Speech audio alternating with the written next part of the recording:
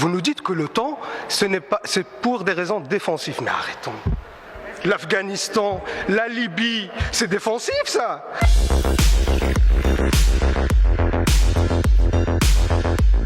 Madame la ministre, je suis inquiet. Je suis vraiment inquiet par rapport aux tensions et le risque de guerre qui existe aujourd'hui en Europe orientale et les affrontements entre la Russie et l'OTAN. Et j'aimerais juste rappeler que ces tensions ne datent pas d'aujourd'hui, ils ne datent pas d'il y a quelques mois, mais ils remontent à une trentaine d'années, où il y avait un engagement de certains pays de l'OTAN avec la Russie de ne pas étendre la sphère d'influence de l'OTAN vers l'est de l'Europe. Et cet engagement a été rompu.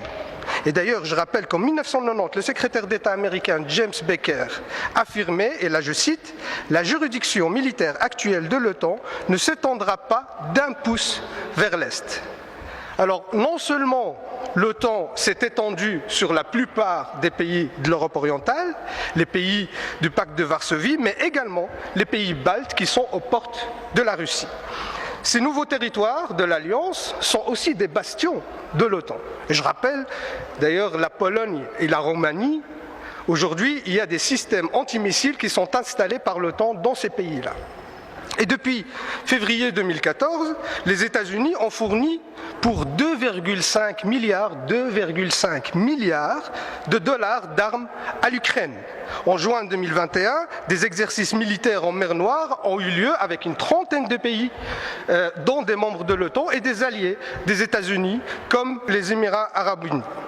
Et ces tensions, ce ne sont pas juste des risques de guerre, mais c'est aussi un impact aujourd'hui réel sur la population européenne, notamment par l'augmentation des prix du gaz, vu que la Russie exporte 40% du gaz européen, et ces tensions ont un impact là-dessus. Alors mes questions, Madame la Ministre, allez-vous appeler à la désescalade ?